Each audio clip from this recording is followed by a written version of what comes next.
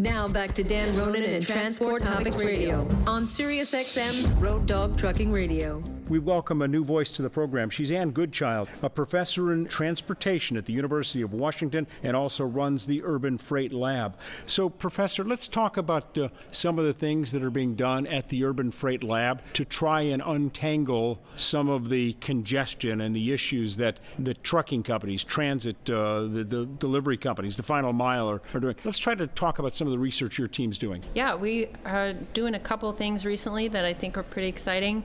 One is building digital visibility of the curb. So the challenge is that day to day, delivery drivers in urban areas don't know what parking is going to be available until they show up and see it with their own eyes. And we have the ability, right? We have the technology to make that visible to them at their previous stop. So we put some sensors in the ground, we built an app, and we've allowed drivers to use it, and we're able to, estimate how much that benefited them. Is this similar to what we're starting to see and have seen in airports in parking garages, whereas we're going along as I pull into the parking garage, it says 420 spots available, and then I see a green light above the spot. So rather than driving around the parking garage for 45 minutes, I can go right to the spot. It's exactly the same, and in fact, some of the sensors we use were designed for those purposes. It's a little more challenging because in a parking lot, there's one spot, one vehicle, and you know where that's going to be.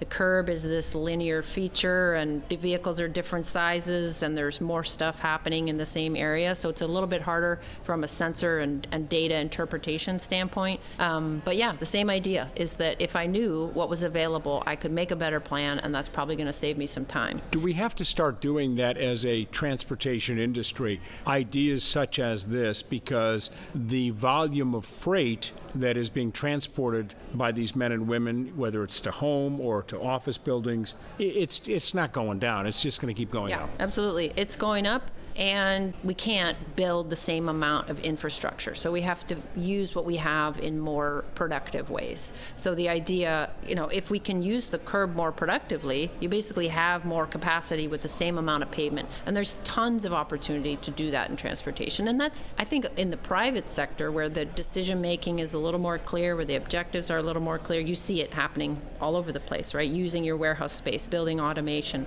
There's clear incentives and payoffs for doing that. It's harder in the urban space where there's more objectives, it's a bit messier, there's many other users, and there's not always the same clarity of sort of who's responsible for what.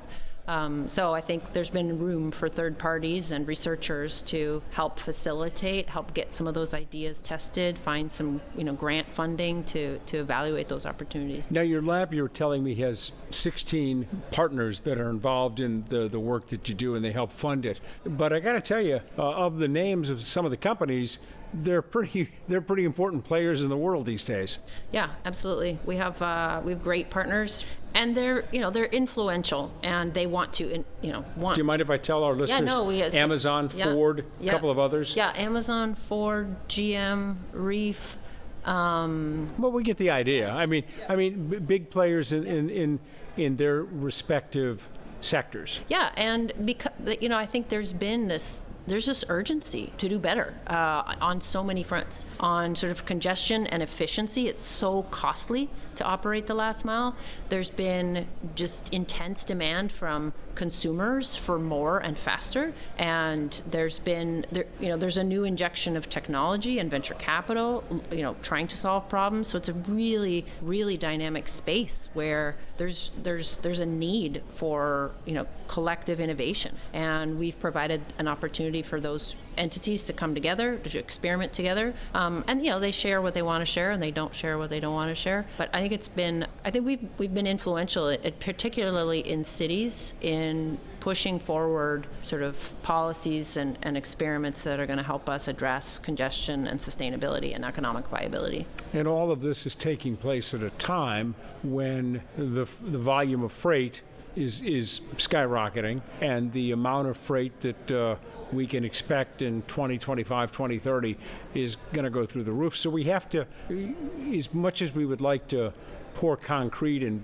rebar and asphalt, that's a solution, but using what we've got more effectively has to be a solution as well. Absolutely. Yeah. I mean, right. There's just like the physical constraints, especially in urban areas, of there isn't a lot of space to take, nor, do we want to take that space. But there's also like, there really is sort of cost effectiveness and like a nimbleness that data can also provide that will allows companies to thrive and to sort of function more efficiently and effectively in that space. So there's the physical limitations of the space, but I think there's also as a consumer, you want information about when your stuff is coming because it helps you plan and make decisions. And so there's like a significant sort of service element in it, in that the supply chains can meet their customers' needs better by having this information. And we can be more efficient with our use of space and our use of fuel. Yeah, and again, to the issue of fuel, a truck is now, if it's using X amount of gallons per hour, the cost of fuel has gone up by, let's say they're using, 35 gallons during the course of a day. Well, guess what? The cost of operating that truck has just gone up by $100 a day. Right. And those pressures aren't going to go away. They may soften for periods. But yeah, I think we can expect that there's going to continue to be disruptions and there's going to be continued cost. Hopefully we can contain cost, but I don't see a future where costs are going down without substantial effort. Are companies, those that you work with and others that you talk with in your research and the work that you guys do, it seems as though they want to improve their efficiency, because the more they improve their efficiency, it goes without saying, it improves their bottom line. I mean, if they can run their trucks 8% more efficiently, that is an 8% savings to their bottom line every quarter. And I think what they've been asked to do in the last 2 years with just change, or, shifting their focus or the way they operate because of COVID, and the increased demand for delivery and last mile, and like the change in the product mix that was being delivered. I mean, they've been working harder than anyone else I know, to keep those supply chains running. And there's a real, there's a survivability, question. They're operating really at their edge of meeting customer demands, but also managing all this upstream uncertainty. And so I think they need, it's not just like, well, we want to do better. It's like, gosh, if we can't figure out how to contain some of these costs, how to improve visibility, how to avoid some of these difficulties, we can't continue to function at this level. So I think there's a real urgency and demand in it. Are you surprised, I guess is the closest word I'll use, that somehow or another the supply chain held up the last 27 months, that it didn't break down in a steaming pile of wreckage that it managed to hold together? Yeah. All I can say is how I'm impressed. I'm flabbergasted. And yeah, because it wasn't an accident. I mean, it came out of the very hard work and commitment of a whole bunch of people in supply chain and logistics and delivery. But absolutely, they've been working their tails off to keep things moving. And the creativity in it is fast, just so inspirational, to see the ideas people came up with and how quickly they would be willing to make big changes. So I'm kind of in awe, of how well it's worked, and I think it's really unfair to have a lot of stories about sort of the supply chain, failures and supply chain crises, and I think there's been reduced product choice, there's been increased cost, but I think the story, the notable outcome is just how well that system has kept us all supplied with what we need. Yeah, I mean, there have been some shortages. There have been, there's the baby food shortage now. There's a couple of other things that have been shortage, and some of it's been because of hoarding. But by and large, I mean, I don't mean to diminish hunger, but there's been enough food, by and large. You might not have been able to get the type of apples you like. I like Macintosh apples. There might not have been Macintosh apples, so I have to eat the Gala apples this week. Okay, hardship. Oh my gosh, the humanity. Mm-hmm. Yeah, absolutely. I think the same. I think especially right with food, you may have had to shift some brands or even some products sometimes. But overall, I think the story is how remarkably adaptable that system is. And, that doesn't surprise me because day to day, that the operation of supply chains and sort of transport systems is about what, adaptability and what's my challenge today and what didn't go right today and let's fix it. I mean, it's a very dynamic, very creative industry that is regularly kind of trying to improve, do better, and adjust to the day's conditions. So I do think, in some ways maybe they're a better industry to be faced with that kind of change than others that are more that have had more consistency and sort of have more procedure about how they always do things. What does the manual say? Yeah. So that's right. I think that the logistics space is full of people that manage difficulties on a day-to-day basis, and the scale may be different, but I think it's one of the things I like about it. Before we go to break, take a moment, if you will, and tell us how our listeners can get more information about the Urban Freight Lab and the work you do at the University of Washington. Yeah, thanks. We have published everything on our website. It's the center is the Supply Chain, Transportation, and Logistics Center is actually the parent organization of the Urban Freight Lab. So if you search on the Urban Freight Lab on the internet, you will get to our page. We publish all of our reports. We have a list of members and ongoing activities. So there's a lot there to explore. We're talking with Professor Ann Goodchild from the University of Washington. We're in Long Beach, California. Transport Topics Radio on SiriusXM continues after these messages. Giving you the latest news and information on all things trucking. This is Transport Topics Radio with Dan Ronan. We're back on TTR, and we're pleased to welcome Professor Ann Goodchild. She's a new voice to the program at the University of Washington, very involved in the issue of moving urban freight and running the Urban Freight Lab there. So you're saying, before we were going to break, that you have a great deal of admiration for the longshoremen, the people, the truck drivers, the others that have been doing the work. Have they been getting a bit of a bad rap? I mean, let's look back to last October. The gloom and doomers were saying, oh my gosh, Christmas is in jeopardy. Johnny's not going to get his PlayStation. Johnny got his PlayStation.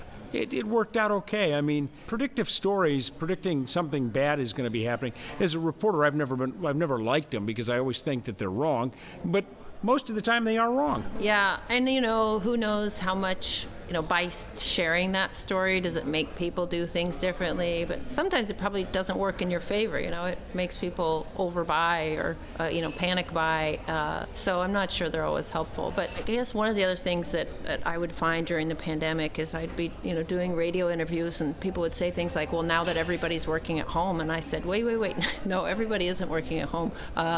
For the vast majority of transportation and logistics, employees, they've been out doing this work day to day the whole time. And at the beginning, really high rates of illness and real difficulties with staffing. So the experience in that space has been really personal. And people have been out in it getting stuff to you while you stayed home. So I do have a lot of admiration for, in a few ways, this sort of idea I talked about with like nimbleness and flexibility, but also just sort of the service that they've provided in getting us stuff so that those people could stay home. I want to ask you this from a standpoint of an educator and as a professor.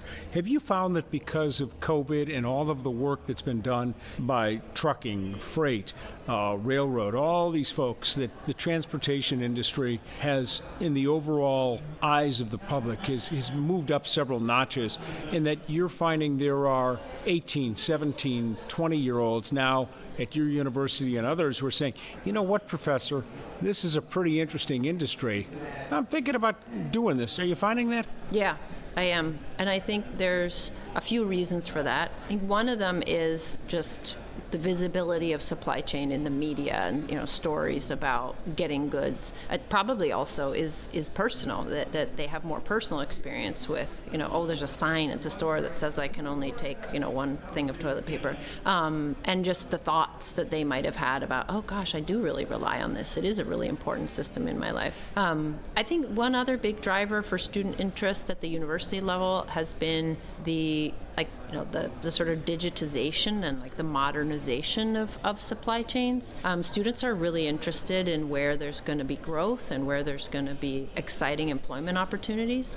And I think they see with transportation in general, but maybe particularly acute right now in logistics, is this idea of new technologies, new data sources, the opportunity for sort of automation and electrification and algorithms to do, to anticipate inventory and purchases. And so I think they're excited as well about like technology and growth and sort of this modern view of a system that I think 20 years ago didn't have that reputation of being a space where there was as much sort of injection of technology and injection of capital to invest in exciting new ways of doing things. And now we're on the cutting edge of that. I mean, there's so many different things that are being used, and we're well beyond the spreadsheet and the PDF. Yeah, like young students would think, well, that's quaint. Yeah.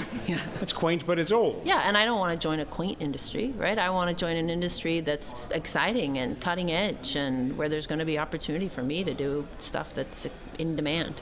What about bringing more minorities, underserved communities, more women? I mean, you're a tenured professor at one of the best universities in the country teaching transportation and logistics. Where's the next Ann Goodchild at? Where is she at right now? I'm pretty excited about that. I think supply chain and sort of freight transportation, it does appeal to a broad range of students. And I think there's actually not a terrible set of role models in that space.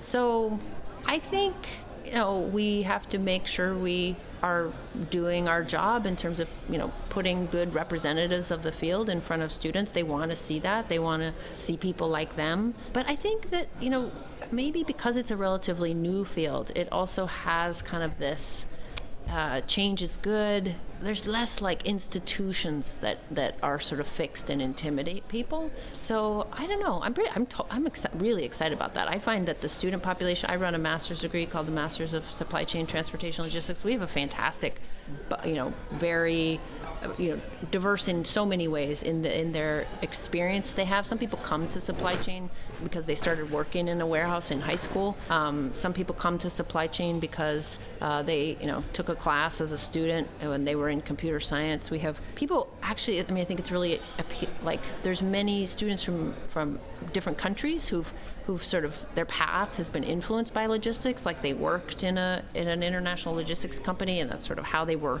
mobile and how they moved around the world. So yeah, I actually don't have a lot of concerns about that. I have concerns about making sure that we support all students and that we just take advantage of the diversity and the depth of experiences that exist. I think we're doing pretty well at that. I think we've sort of shifted the population, and it's an exciting space with lots of opportunity for everybody. Is the system that's going to be in place, and I've talked with a lot of folks recently, they tend to believe that the way that freight will look in 10 or 15 years is that the final mile, the private fleet, the delivery van systems will be predominantly electrified. The over-the-road will transition from diesel to some sort of hydrogen fuel cell, that may be the way we end up going because the hydrogen gives you a longer range. That would be your best guess if you had an extra $20 bill in your purse, you'd say, I'll take that bet? Yeah,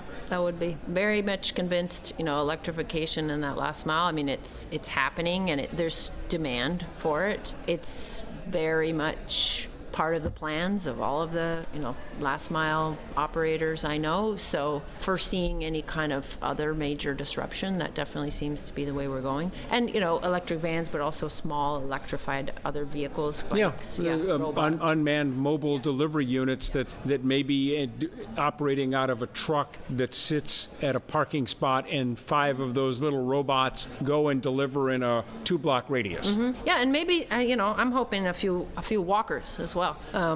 People getting there, because people are really good robots. But yes, I think there is less confidence that electrification is going to be the solution, sort of middle mile or longer distance, and definitely some, hydrogen fuel cell or hydrogen-based solution there. That is also what I hear. That isn't really that's not been my focus, so I wouldn't want to speculate too much, but some of my partners, that's what they seem to be talking about. But if it does come to pass, it certainly will do a lot to reducing emissions, which is a huge problem in our cities and our urban areas that we need to, as an industry, seem to be working in that direction. Yeah, absolutely. And it's really exciting because 5 years ago, I would not have said that. We certainly weren't that committed. Sustainability wasn't a priority that was so internal to so many carriers and operators. So we've definitely turned a corner. It's really exciting to see the momentum in the industry around reducing emissions, electrifying the fleet, shifting to zero emissions. There's a ton of energy going into that, and it's going to pay off. It's going to be really exciting. And the private sector seems to have bought in on this. Oh, yeah. Doing the R&D that they need to do with lithium batteries and power charging systems and all of that. It seems as though they've been one of those to say, okay, this is happening, let's go. Absolutely. Yeah, it's remarkable and pretty exciting. And it's almost like all of the stakeholders are on board, and now we're at the, okay, how? How can we do it faster? What are the obstacles right now? Do we need support for charging? Do we need, how can we encourage growth and production of electric vehicles? And, how do we make sure that gets into fleets of various types? So we seem to have moved past the whether or not and into the implementation phase. What's the next big research project that's going to be coming out of your school and your unit? We have a couple of priorities. One is scaling these sort of zero emissions last mile solutions. There's still a lot to figure out there about what's the viable kind of economic model? Is that, mobility as a service? Is that purchasing vehicles? How can we ensure implementation into a broad range of sectors? I think there's some sectors that have figured out a model like food delivery where we can use bikes, and that market is sort of moving forward. I think there's some work to do in terms of figuring out how to get adoption more broadly, and not of the right solution. So one where there's sort of an economic model and a business model that's going to grow on its own. And the other is making sure that we're talking to communities and neighborhoods about what they want. I think a lot of the change, especially with home delivery, people feel like things are kind of happening to their neighborhood that they're not that happy about. And it's sort of cities, I feel the same way. It's like things are happening to them and they're not part of those decisions. So I think we need to correct that. We need to make sure we're talking to communities about what they want logistics to look like in their neighborhood, and do they want bikes? Do they like robots? And I think we haven't done enough to really hear from different parts of cities and different communities in cities, and so we want to do some work in that space. Professor Ann Goodchild joins us. We are in Long Beach, California at the big MeTrans Transportation Center conference talking about urban freight issues. She runs the Urban Freight Lab at the University of Washington. You're listening to Transport Topics Radio on SiriusXM Channel 146. To stay updated with any of these developing stories, visit ttn.ws/radio or follow us on Facebook and Twitter at Transport Topics.